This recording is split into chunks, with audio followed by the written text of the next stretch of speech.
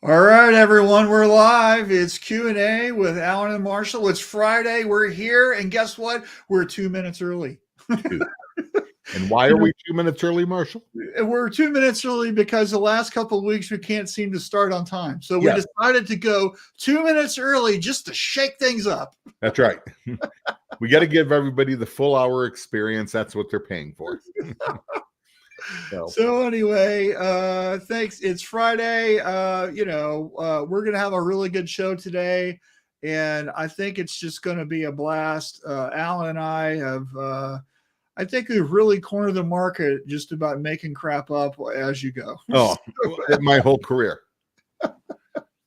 So were you traveling this week? Where were you? What's going on? I was back down in Ohio. I was in the Columbus area.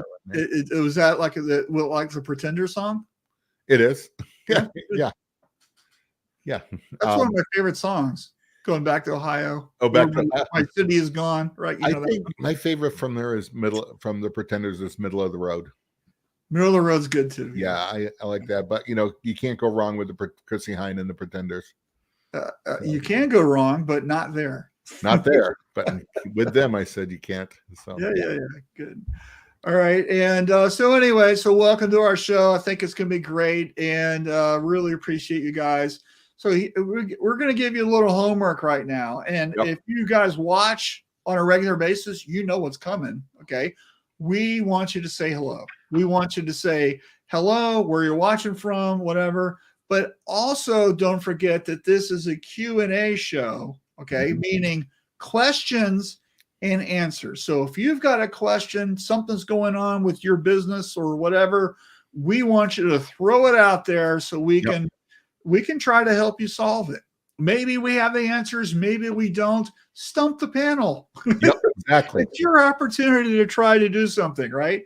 And Marshall, it's not about stumping us. We have a whole peanut gallery there listening. So we do. And it's a big thanks to them. And by the way, that's a good segue to say hello to some folks. So Hurley's here from Saskatchewan. Good. How you doing, Chris?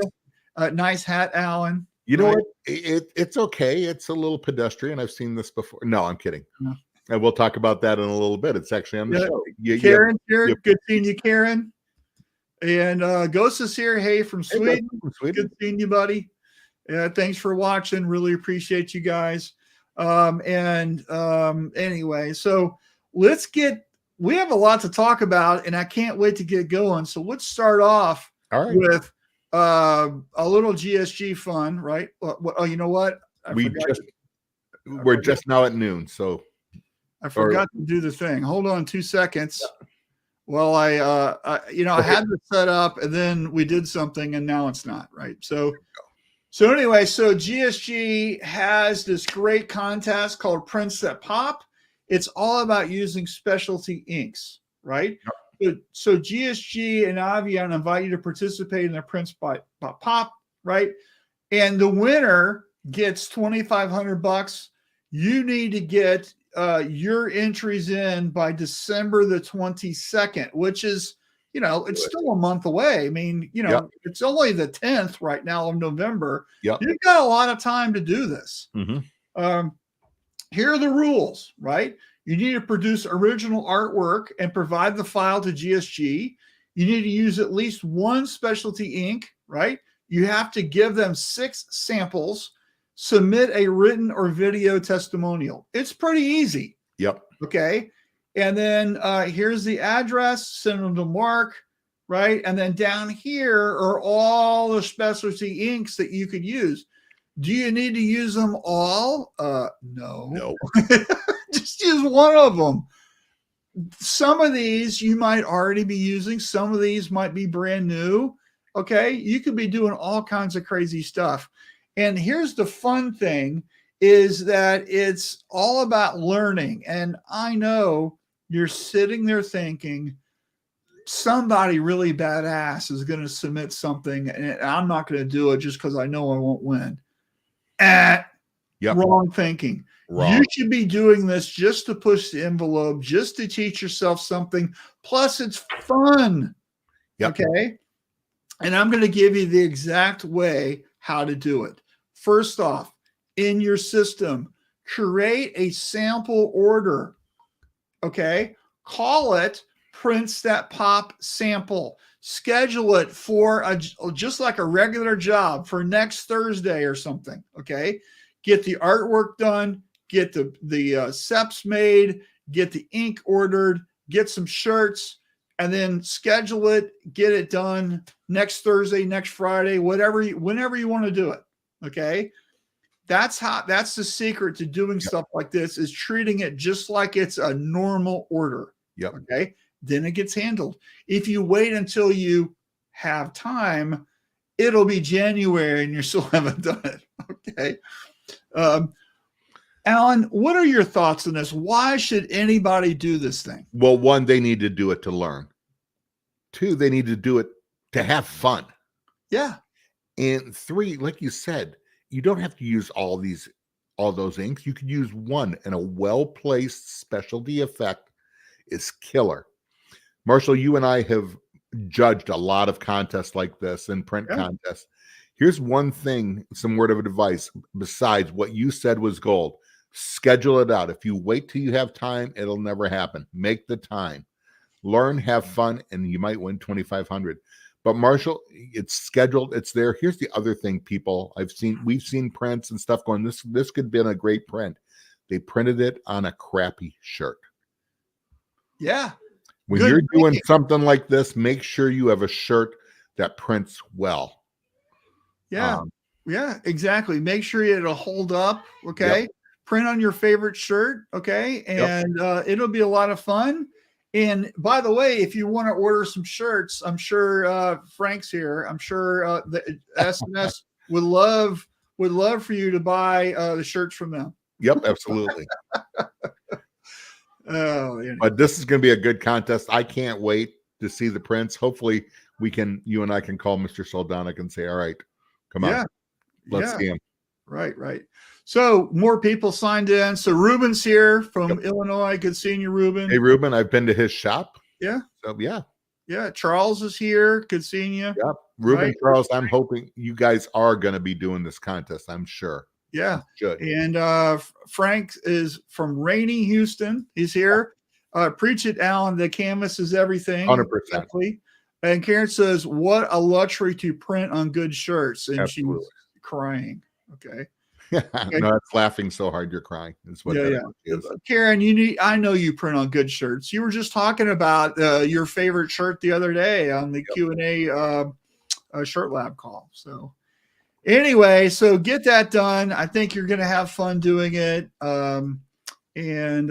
So before we get too far in there, let's roll the GSG commercial real quick. Yep. And we're right back with our first topic. So here you go.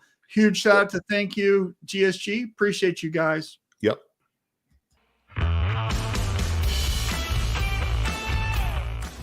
Over the last 70 years, GSG has seen many changes in the apparel decorating industry. But one thing that hasn't changed is our dedication to helping our customers discover what's next.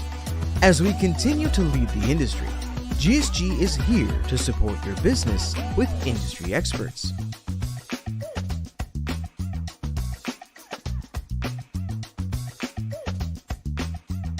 The latest innovative products,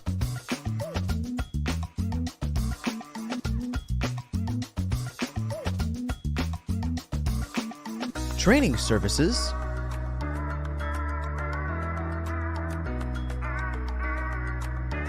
and by delivering the perfect order.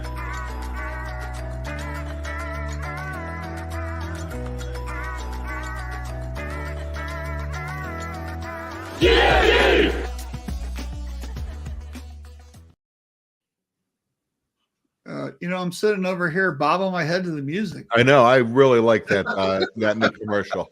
I was doing the same thing. I'm like, it's like a rock concert over here. It is. Right. So Hurley says American Apparel 2001 shirts hold up to high density very well. It's got 30 singles, I'm sure. And Brian's here. Hey, from Missouri. The one and only. All right. So, hey, first topic. Without looking, you remember what it was? Samples. Innovating with samples. Of course, we want to talk about that because we just talked about the contest. Yep. Okay. And there's something going on with you right now that talks about samples. What is it? Well, I'm wearing a different hat. Chris dined me out already. This is a high density hat. So this was sent to me. This is actually a patch printed with high density, and it might be silicone. I believe it is silicone high density, and then applied to a hat. Right. This one is just a direct print right to it, but these were sent to me by Hurley Molds, Chris from Ashco. So he recognized his own hat. Yeah, but good. This is a great way. You know what? Patches are all the rage. You know, a well placement. This is a perfect example of specialty ink used to upsell and show value added to set you apart right there. Right. And so if you're wanting more work, if you're wanting more clients, if you want to really do something, I think samples are a fantastic way of doing that. Yep. And I know so many people who've gotten their key clients by doing samples, and not samples with your logo here or something, but actually their logo, their artwork, their look, in like showing them just how badass you are with whatever you're doing. And this gets that account. And I know I've got so many stories where people have done that and have just cleaned up. Yep. And so I think it's really worth your while to have a sample program. And of course, you don't send them to every customer. You send them to people that you really think are going to move the needle. Okay. Right. And you invest a little money in them, right? That's all it is. And so like people, at the end of December, beginning of January, maybe you don't have as much going on. You should be killing it with a sample program in production, getting things going. Yep, absolutely. And you know what? This is all about innovating your sales, thinking about these customers, like you said, Marshall, the one that moves the needle that you just can't get. Sometimes we just go, okay, the door's closed and we walk away. But you got to show yourself valuable, got to show yourself as a resource and saying, hey, they may never have thought of a print like that or a patch like that on that hat where it's not dead on in the middle. This is what you're doing. You're thinking about their business. You're showing value. Yeah, right. And then it's not about price. We got more celebrities here. So our buddy Beppy's here from Italy. From Virus Inc. in Italy. Yeah, and what an honor. Thank you for joining us. Appreciate you, buddy. And Beppy is, we share, he's an Academy member. Right. So love it when Academy is on the show. Yeah, and Hurley says the hat is, yes, it's silicone, and regular high density flattens out with heat and pressure. Oh, great to know. There you go. Yeah. So anyway, your business, right? You guys give away little samples so people can test stuff out. And we do. But like you said, don't just hand out samples to everybody. You got to be rifle approach, and samples do cost money. There is an inherent cost. You can get samples are free? They're not free. I hand a sample to a customer. I'm in Ohio. Well, now there's gas and hotel and all that. That sample costs a lot of money besides just the sample. Right. So I use my samples for demonstration or, where I'm showing them stuff. Mm-hmm. So I'm very rifle approach on what I leave. You can tell in the supply side and vendor side that, for me, my competition doesn't really know what they're doing, or I'm a little bit above the line because, if someone's having an emulsion problem, I'm having a problem with this emulsion. All of a sudden I'll see 5 different emulsions from 3 different vendors. Hey, your microphone went weird. Right now? No, I don't know what happened, but it sounds good now. But okay, I didn't know what was going on. I don't know. I didn't hear anything. Well, yeah, because you're talking. Oh. So anyways, so the samples, samples can become, when people get them, they'll just collect them. And this other vendor, this competitor has, 3 different emulsions and different manufacturers, and they would just, throwing feathers in the wind and see which one lands. Yeah. And, when you rifle down on what the real problem is, and then going, okay, no more A, B, C, D, E, or F, you choose, because that's overload. People don't want to do that. Well, they're never going to, I can tell you for most shops, Yeah. When they get sample ink or sample product or whatever, a huge chunk of the time that bucket or whatever never gets opened. Yep. There's that much dust on it. They never try it. They never stuff. Why I think it's really important that, salespeople show up with the sample to teach you how to use it. And that way you're actually doing it. It's such a nicer thing. And also, if you're sending samples to people, right, a good thing to do is to follow up with a phone call or a 100%. Visit or something so if you're sending 300 samples out, like, are you going to be able to call 300 potential customers? So a better strategy is maybe I can talk to 3 people a day. So maybe you're sending 15 samples out a week, because that seems like I can be following up. Yep. And, it's an easier way of doing it. Right. Just think about how you're going to do it and what you're going to do, and don't just throw stuff at people and expect them to react. Right. Well, Marshall, this brings us to our next topic. Just like we're talking about leading into it, you've got to know what this customer wants. If you're just throwing caution to the wind, you don't want to just throw samples, which are basically just paste a dollar bill to them. There's a value to it, and you want to get them and demonstrate and show the product that they need. Not here's 87 things you choose. They're never going to choose. Yeah. Because as soon as they get ready to choose, the phone rings. There's a problem out on the floor. They got to go home. The kids need braces. Life happens, and they're not choosing. Yeah. So, So, and then you have to, don't fall in love with just one sample. Like I said, adjust your sales. There are accounts, Marshall, you and I were talking about that, we use the term move the needle. If we can get that product in this account, that just moves the needle forward real quickly. Yeah, right. And, some of those accounts, you have an opportunity, it goes well, it doesn't, for some reason, it doesn't happen. Well, now you got to keep calling on them, thinking about what you're going to do, what are their needs, what adjustments.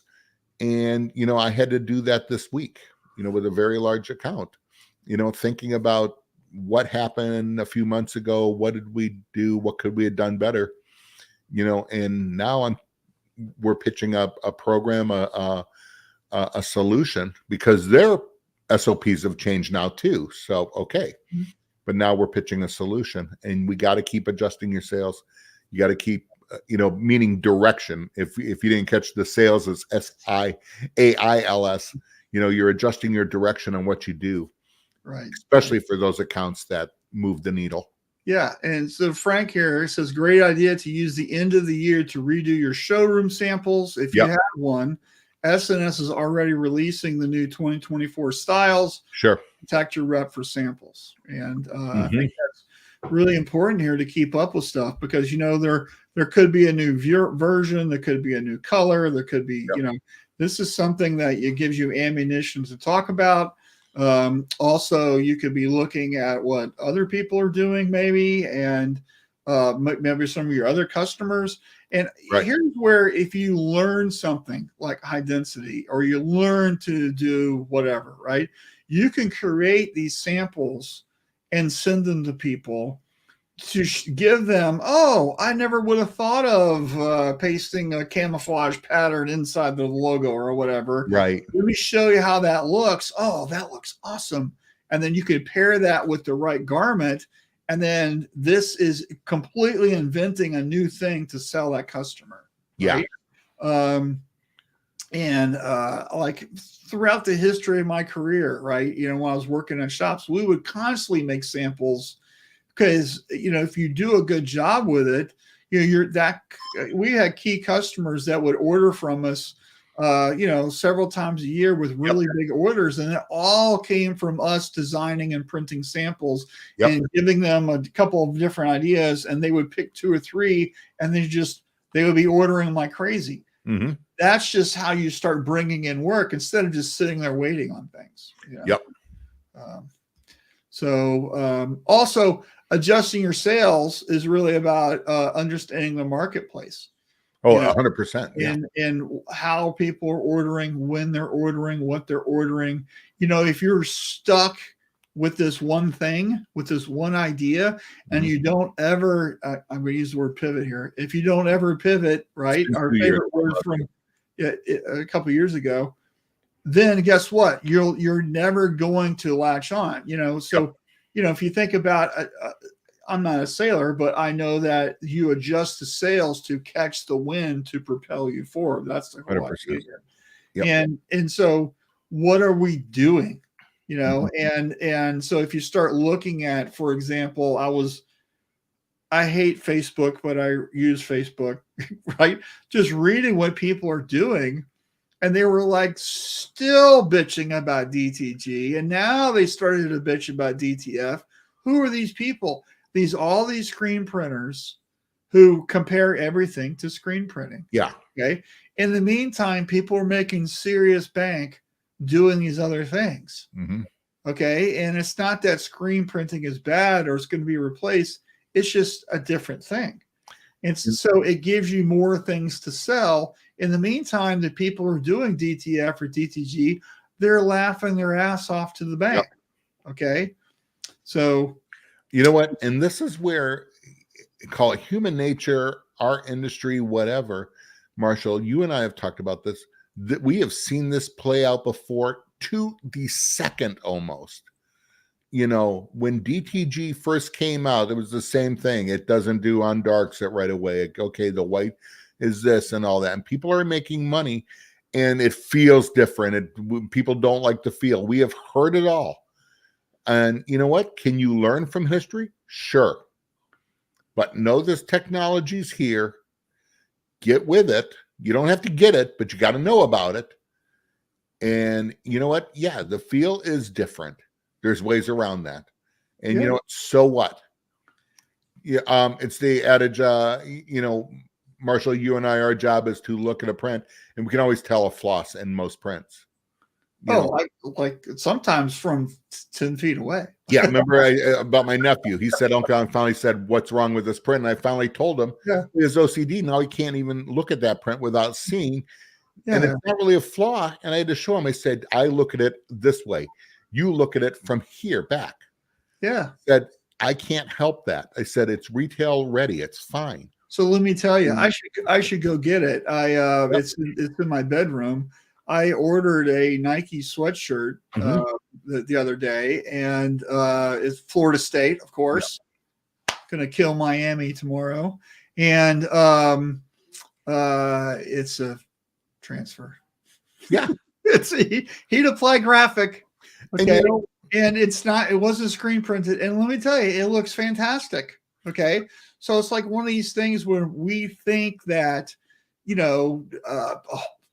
my customer doesn't want that. It's like, you know what? I don't think people even know what it is.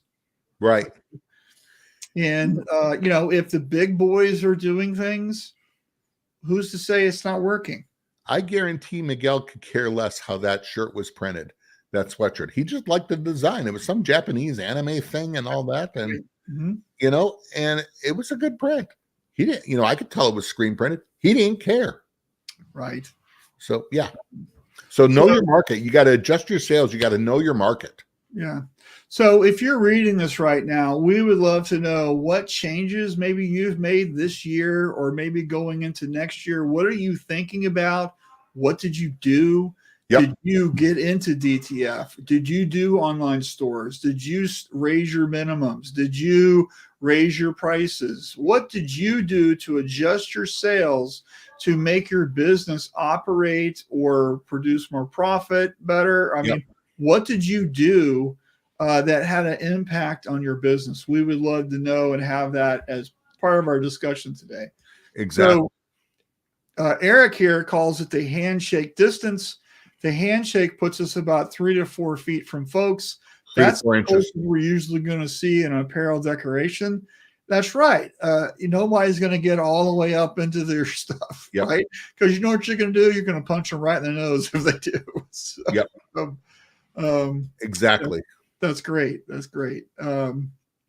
So I can't tell you how many times I've been, and I'm sure if you're in the industry, you've done this, you've been in a store and you see something and I'm like, what is that crap? Right? Or you've been at a sporting event, you know how you go up the stairs to your seats and it's just wall to wall people and you're looking at the person in front of you and that print's off center. Yeah. Right. I've actually sat in the stadium, right? I've got in my library of phone pictures where I'm sitting in front. I remember this distinctly. It's the FSU Notre Dame game, and I'm sitting in front of a Notre Dame fan, and they've got an ND on the back of their jacket or their shirt or whatever, and it's like 2 inches off center. It's not lined up with the neck. Yeah. And the whole time I'm watching the game, I'm sitting there looking at that, and it's so bothering the crap out of me. I can't even hardly stand it. I took a picture of it just so I could just get that thought out of me. Sure. It's just, it's so ridiculous that we have this, you know, it's a curse. Don't you think? It is. So, you know, my big thing is sometimes, you know, I used to go to a lot of concerts, and I remember I flew down, and it had to be 2012, 2011 to Tampa, Florida, because Depeche Mode was playing in the States. And some friends from Florida got me a ticket, said it's a birthday gift. I flew down, I had a great time. But you know what? We're looking at shirts and their merch and all that, and they're buying one. And Barry asked me, he goes, "Are you going to get a shirt, Alan?" I said, "I have a hard time paying that price." You know, but you know what? Remember, you're paying for the experience. Yeah. He goes, "That shirt," he goes, "what would it cost to actually do that?" I go, $3, $3.50 at the best, at the most. And they were asking like $55 and getting it all day long. Yeah, right. So I just couldn't bring myself to do that. Yeah, now you wish you had that because you would. No, I did buy the not as of offensive upscaled price, the Depeche Mode coffee cup for $25. Oh, there you go. So at least you did something. I did. Do you know how much that coffee mug cost? Oh yeah, I know that too, but it was less offensive than the shirt. So yeah. Bring me to put it out. But yeah, you know what? That's all right. The market is there. You're paying the experience, and that's what it is. So Brian says, long story short, a mom thought I was a creeper at Walmart because I was trying to figure out how they embroidered her daughter's cheerleading outfit. I was staring and had to explain myself. And guess what, Brian? She didn't believe you. Yeah. Make sure that story is told to the police when they show up to your house. Yeah. So, and I went home in a white van and a white panel van filled with candy. Oh, all right. So, anyways, you know what? I'd love to know other people. How have you adjusted your sales? How have you gone after this account? Samples. You know, who have you done samples for? What have worked out? Let's hear the success and the failure. And samples don't always work either. Yeah. I mean, you know, sometimes it's a giant waste of money, right? Yep. But here's the thing: was it the right client? Was it the right sample? Was it the right decoration? But you know, there's a lot of things that you can do to kind of analyze that, right? And so don't just think it doesn't work. Maybe you need to adjust your sales, right? Yep. Always adjusting. Yeah, right. So, all right, where are we? Hey, let's do our shout out to GSG for their Pulse magazine real quick, and then let's get to our next topic, right? So, see if I can click the right buttons here. So here's their Pulse magazine, which you can find at gogsg.com. Again, it's always loaded with the most awesome stuff and deals and pricing and everything. And so no matter your needs, GSG has it for you. So get in there and see what you need. And also, if you got any questions, you know, you can contact them and they'll help you out. So absolutely. Go GSG. They got some great people there. And you know what? Check their website also, not just the Pulse, because man, the Pulse is just a sliver of what they have. So yeah, huge. Right. All right, cool. So Brian says for adjust your sales, we raise prices and are using DTF from Todd Downing instead of doing sleeve prints. There you go. Perfect. I have started to see more of the rapid tags on the used market because people are going to DTF to do sleeves and things like that. Are you? I haven't seen that. That's very interesting. I've just in the last couple of weeks I had a couple of people. Put it this way: when people are always asking about selling something, but when I start seeing the same item probably 3 times in the last 10 days, okay, that might be, and it might be I might be way off base, but I'm just wondering if that's the case. I don't know. Hey, anybody watching, did you sell your rapid tag because you're using DTF? Please comment. We're doing less. Yeah. Please comment. We would like to know that, right? Well, and there, a client of mine way up in northern Michigan, do screen printing. They do all kinds of stuff in embroidery and all that. They actually have a Roland, and man, doing signs and banners and upselling, doing great. But now their main business has become so busy, they're adding on again. And they said, you know what? We don't do as many of those. We still take the orders, but they found a place to go. We just order them from there. They're back in 2 days. They're done.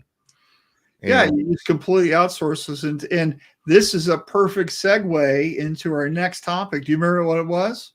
You're not supposed to look. I have to know your numbers. Know your numbers. All right. So here's the thing. They ran the numbers, right? Yep.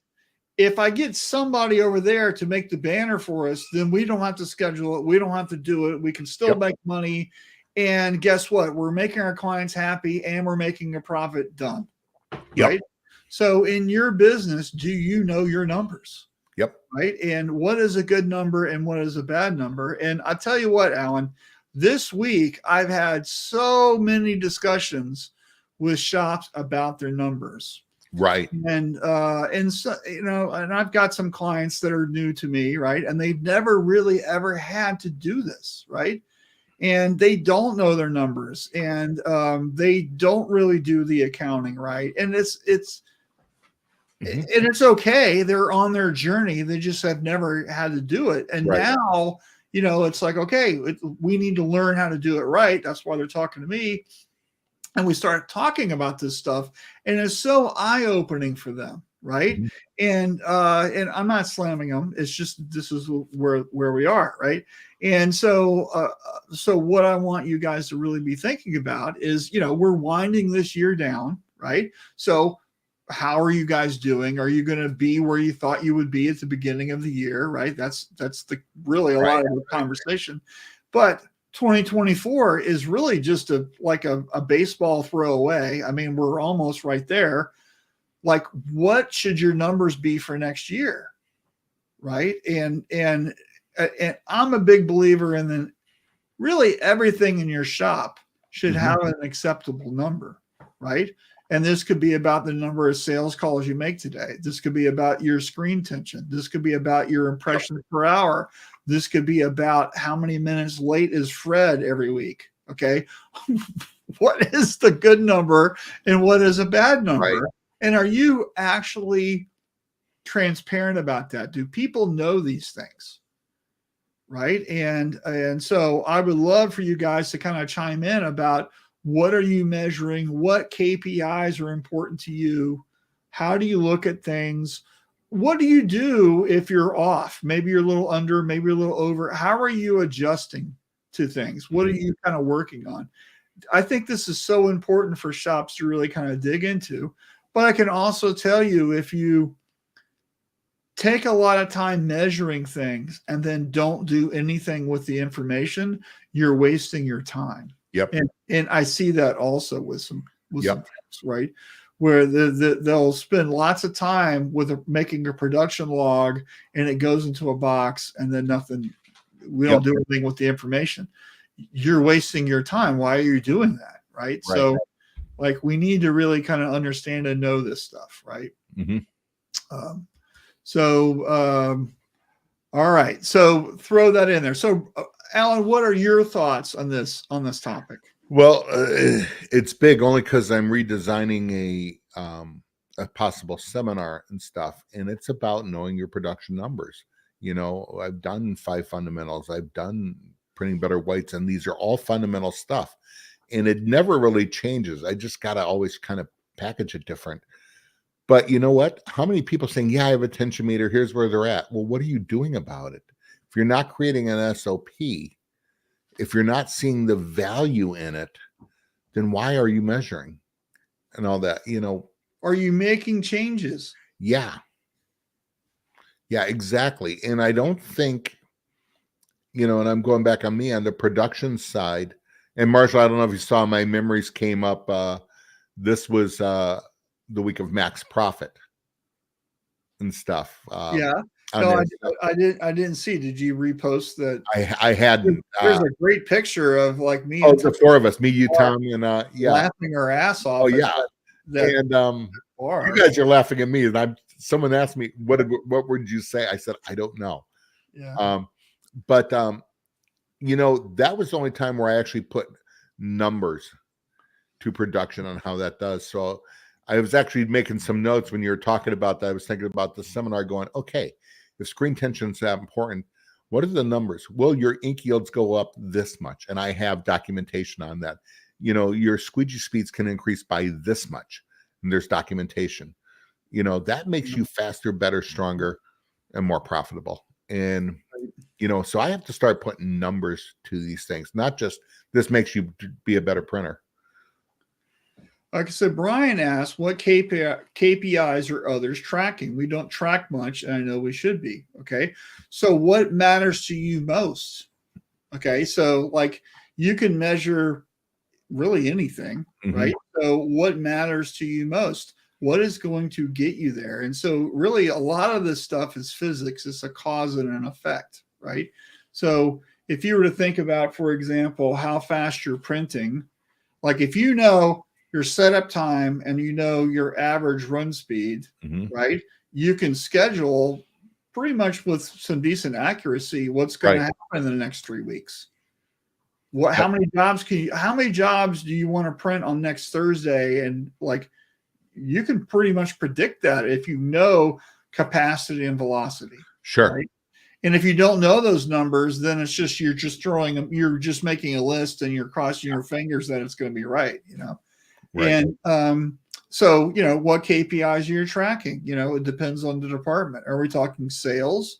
You could talk about how many sales calls we're making. We could talk about closure rate. We could be talking about volume. What's your average order size? Of course, we can talk about total revenue, but the most important thing is net profit, right? So a lot of people say we're $1 million company. We're a $2 million company. We're a $10 million company. Okay, that's great, but what's the profit on that? That's what's the most important thing. Are you a $2 million company, but you have $1,999,000 worth of costs? Congratulations, you made $1,000. Who cares, right? So, like, you need to know, what's important to you. Those are the KPIs that matter, right? But it depends on what department we're talking about, I think. So Frank says, pertaining to doing DTF in-house, do your numbers, exactly. 100%. And maybe better to outsource it stalls instead. I think everybody right now is looking for the best DTF printer. I see that constantly. So what is the best DTF printer? I think it depends, and I think basically if you don't have the volume to pay for that printer, and to me in 18 months, like if you don't have an ROI of 18 months, you shouldn't be buying equipment. Yep. Because you don't have the sales to justify the expense. Agreed. Do the math, right? And then there's just like anything, there's so many people you can outsource to that can deliver a product that's better than what you're capable of doing. Yeah. Because you're not going to invest the time into learning how to do it. Off the bat, I would suggest you just outsource the stuff till it's too painful and then bring it in. But in the meantime, you could be saving up a war chest of money to buy that M&R Quattro from GSG. I know. Shameless plug. Yeah. You know what? But that's where people have to adjust their sales and start looking. Marshall, I see it every day. There are people with DTFs, and you have to man it, and you got to keep it up, and you got to maintenance it.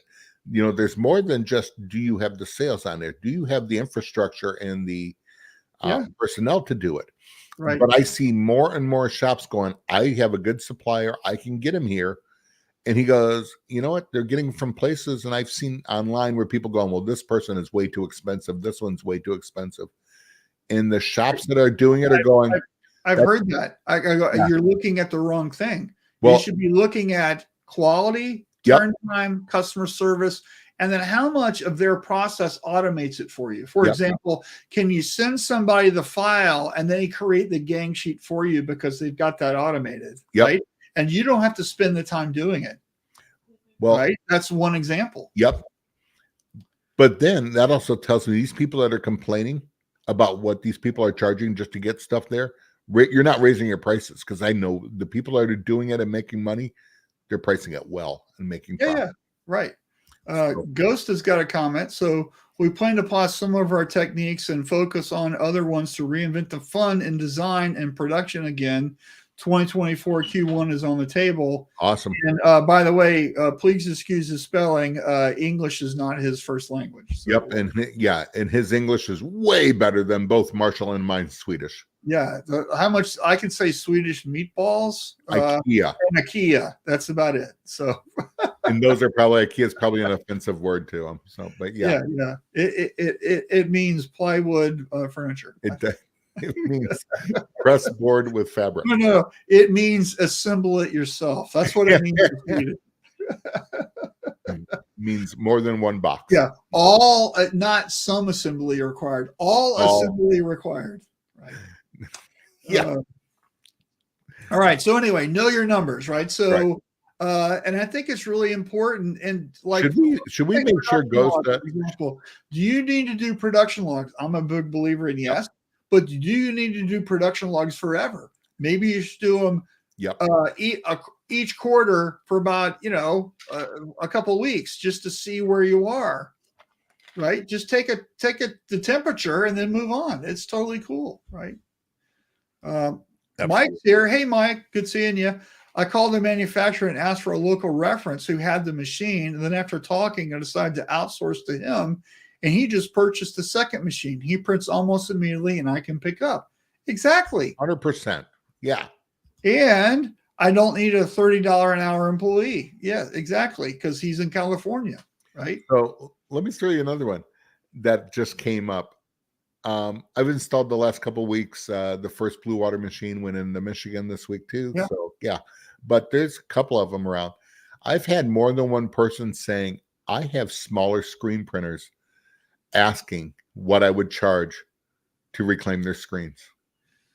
And the quote is $1 million. No. He has the machinery. He's automated. He's realized now I'm going to have days where I'm not going to have screens need to run the machine. Yeah. And he's going, you deliver them and pick them up, $4 a screen.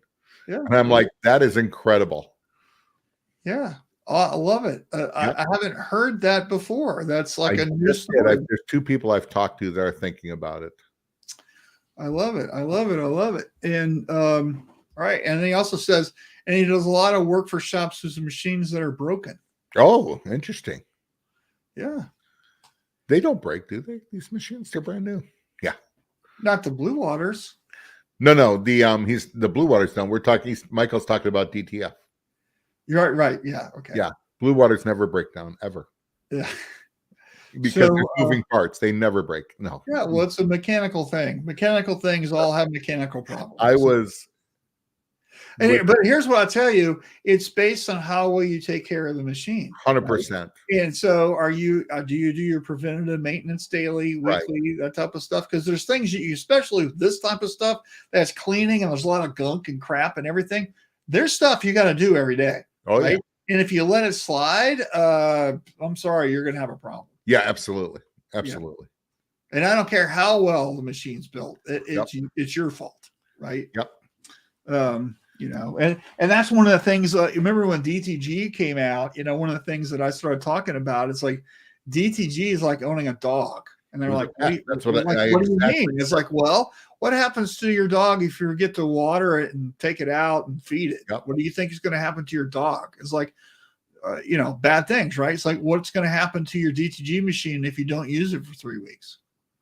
I started selling DTG machines the second generation when Brother came out with their GT541. So it didn't have head clogs and stuff. Well, 541 it sucked the ink back through the line, so you didn't have the head clogging. No, that was that was one of their key features. 540, yeah, exactly. 541 was just the CMYK one. Oh, right. It was the 682. Yeah, the 682 that had the white.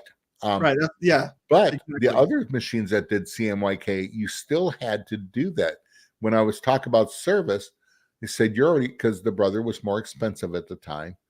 And I would say, look, you're already paying for it. That's Marshall's line. You're already paying for it. And I used that 3 times this week. That I said, you are paying for it in labor. They go, it's not labor. I go, do you have to run it and do a head clean every day? I go, you realize that's not just business days. That is weekends and holidays. I said, when you go on vacation, somebody has to go water the dog and feed the dog and let it out and run maintenance on the machine every day. You have a pet. Right. Okay. Speaking of knowing your numbers, humidity. 100%. 100%. How could relative humidity affect anything in a print shop? Gee, I don't know. 100%. All of it. Yeah.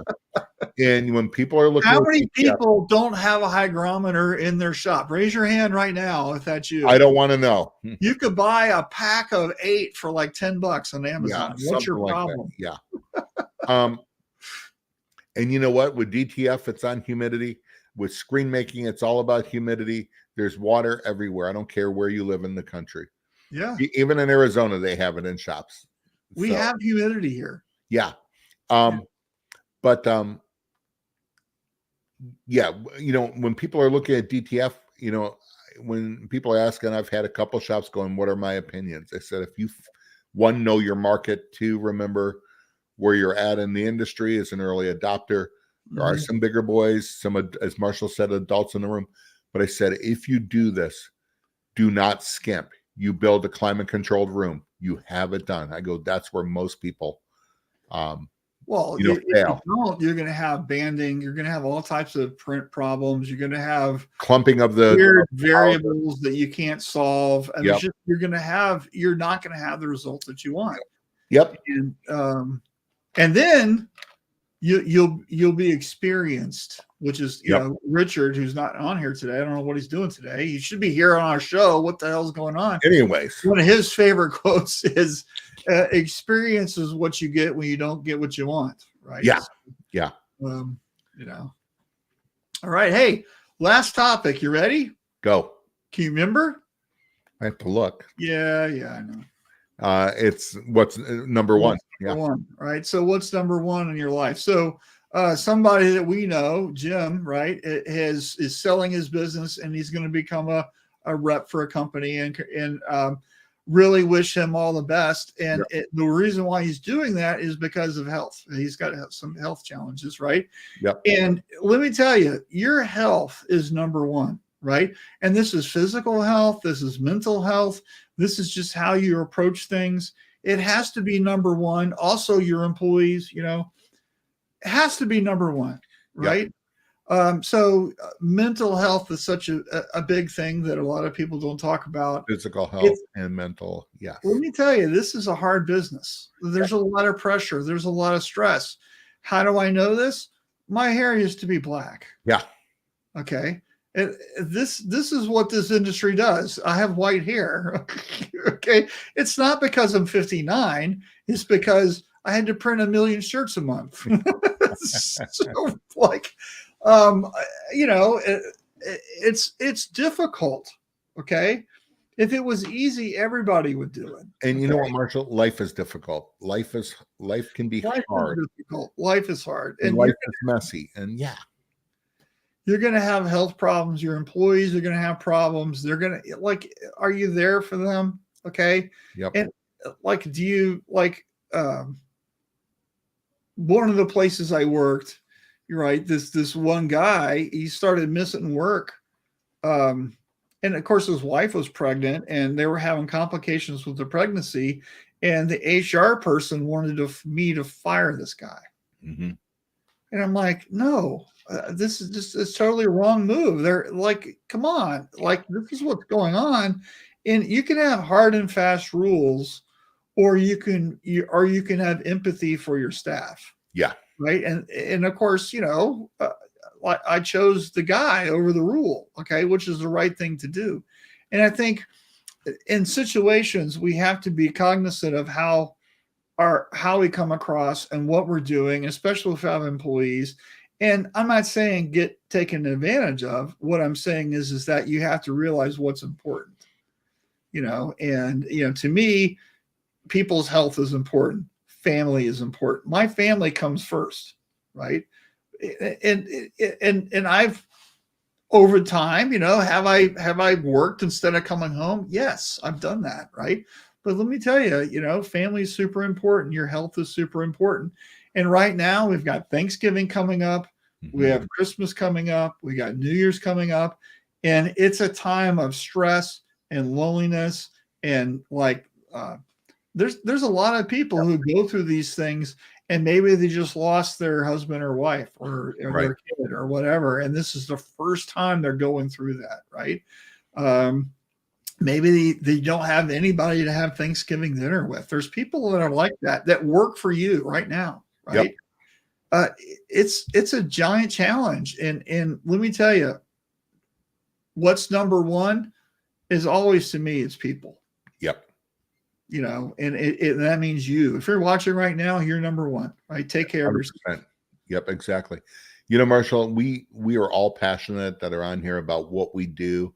And you and I talk about it a lot, and we all do, going, you know what? We want to be passionate. You want to be best. You want to keep your business going. But we have to remember, these are just T-shirts. The relationships are better. When and we talked about Jim Cossack's in New Jersey, and when I met him, I had never met him, but when I had pneumonia, and literally life-threatening bacterial pneumonia in 2018, Richard Greaves stepped up, friend of mine, took 3 seminars of mine on a week's notice. Of course, Richard could do that. He also redid my PowerPoints too, where they're better now. Yeah. But that's fine. But you know what? I'm there, and I go on Facebook, and when Richard, after the seminar, Jim wrote, he was his first Atlantic City, and he goes, I was so glad to be in this class and all that. He goes, Richard Greaves did a great job, but he goes, I really took the class because I wanted to meet Alan Howe, and I hope he's feeling better and stuff like that. And that hit me. There was a few posts like that. Yeah. And I looked up his Facebook thing, phone number, and I called him to thank him for that. And that next year he sought me out, and we've seen each other every few years. And Jim has went through some health problems.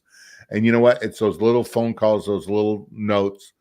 We all have life, and things happen. And sometimes we don't say it publicly, but we will say it privately behind the scenes, off the line. And remember, like I said, Marshall, if you're number one, you're watching, you're here, you're number one. And I'm an email, I'm a phone call away if you need anything. Yeah. And, it's a stressful time for lots of people. Yep. For your employees, if you have employees, you don't know what private battles they're facing. Right. Yep.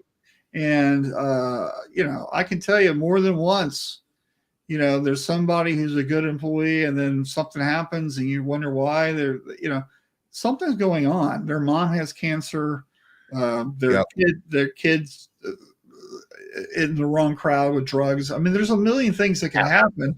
You just don't know what's going on, right? And so you know what, we really need to invest in folks, right? That's at the end of the line, right? Where I'm bad at, when I hear of people financially doing bad, I always think, okay, they're, are they good with money and stuff? But you know what? Sometimes we don't realize that they have a spouse who may have a gambling problem or a drinking problem or something like that. And it's these hidden battles that pour over into every aspect of our life. Right. Well, and we don't want to end the show today down or anything. We want to celebrate life and celebrate. We do. People, but we are recognizing the fact that Thanksgiving's 2 weeks away. And by the way, there's no show that week. Yep. Alan's traveling, and I've got folks in town, so we just made the executive decision to take a break, right? So we're doing that. We're swallowing our own medicine here, So it's important to take some time away and appreciate your family and appreciate what's going on, and and traditionally, I take the week of Thanksgiving off and the week of Christmas off. Those are the 2 weeks I always take off and have since beginning of time, I think. Yeah. I can't remember me not working, me actually working. And it's just because it's family so important, and my kid's here right now. He came down for the weekend, right? So it's always good to see folks, right? Right. All right. So Eric says, I used to tell my people, we don't even make the shirt. We make the shirt pretty. Absolutely. Right. Also, there's no such thing as a t-shirt emergency. Exactly. That's a good one. Yeah. Karen says, I've been struggling with my anxiety so much more over the last couple of years. We're working on things to try to relieve it with some, but getting there takes more help. And it's been hard to decide I can afford them. I'm guilty of not making things easier for myself, and making that change is important, but incredibly hard. Karen, thank you so much for writing that. I know it's really hard to publicly state stuff like that. I really appreciate that. Yep. And, and we see you, right? So, Karen, you need some help? Hey, call me up, right? And would love to chat with you about it. I know you're in Shirt Lab Tribe, and we talk about stuff every Tuesday. And, so it's really good to have people that you can talk to and relate to. And anxiety is something that I've struggled with, and I've struggled with imposter syndrome. I've struggled with, do I really belong?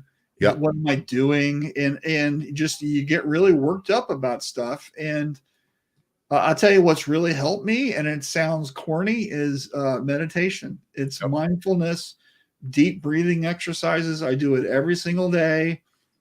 Right after lunch, I just sit quietly in my chair and I practice box breathing. You can Google what that is. And for about 2 minutes, and then I'm ready to face the rest of the afternoon. It really helps. Yep.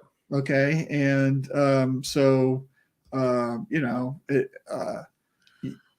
you got to do what you got to do, right? And face your fears and slay your dragons and all that stuff, right?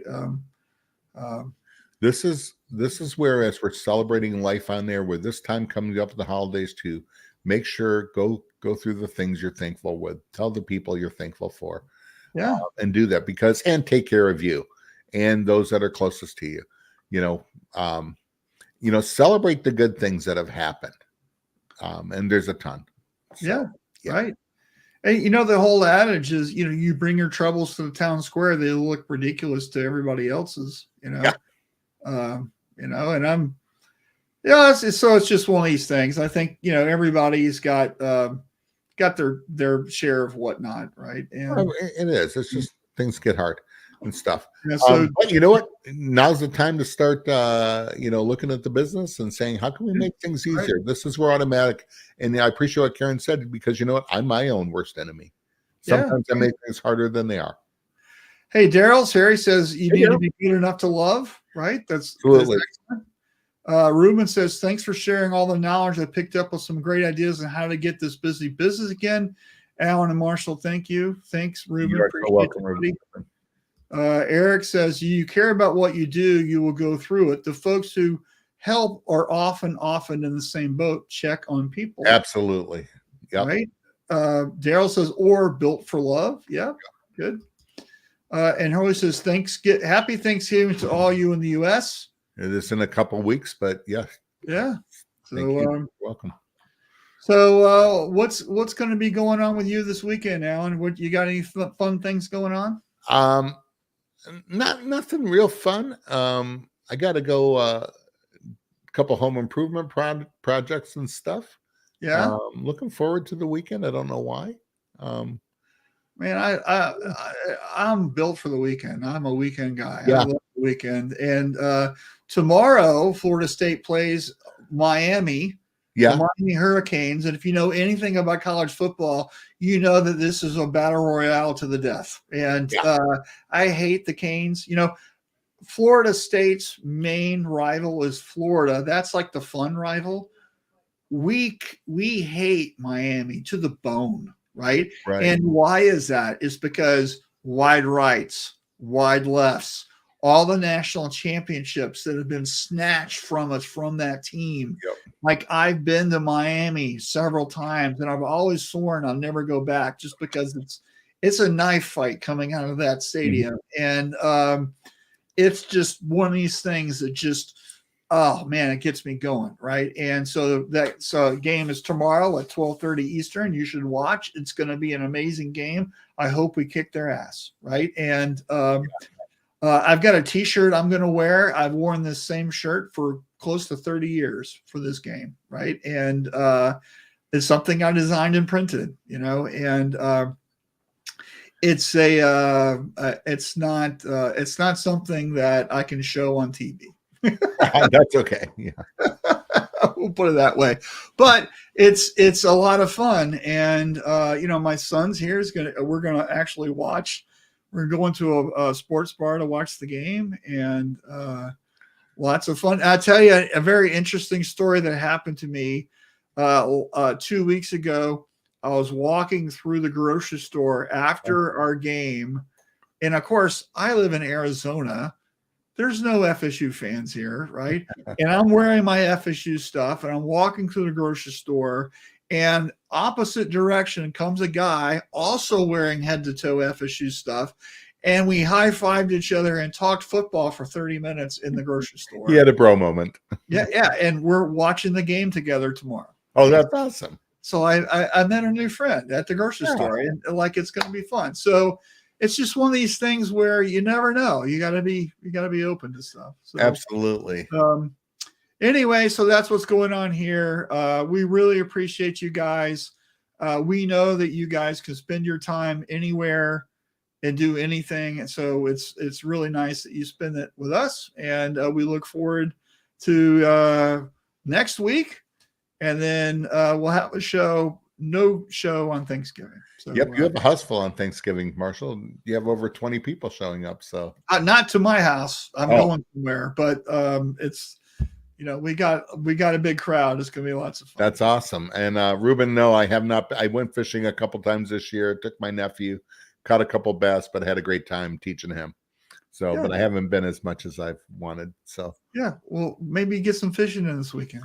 I don't know. It's a little cold now. So that sounds like a Michigan excuse to me. It's a geography issue. Did the fish just die in the winter? They get slow. You remember fish are cold-blooded, so they get. Well, hey, what you need to do is get these slow bait. Well, they are, and I've done that before, and I've thought about it, but there is a way. So yeah. Well, isn't that more of a challenge than if you catch a fish when you're not supposed to? I think that would be more. It is victory lap kind of. It is, and I've done it. Sometimes though, it's like the older I get, I don't want to get cold. Why do I live in Michigan? Don't you own gloves and a hat and a jacket? Like Marshall, have you forgotten what it's like to live in the North? Yes, I do. I actually do, because I live in Arizona, where it's really nice. You forgot those 5 years in Milwaukee. Yeah, and I'm happy to leave them there. So, and you know what? Maybe I will. I probably should. I'm looking forward just to having a weekend to do stuff, and all right, yeah, then going to Florida for Thanksgiving. So. All right, everyone. Thank you so much for watching. We will talk to you guys later. See you next week. Have a great week. And hopefully email us if you're watching it at after hours. So, all right. cool. See you.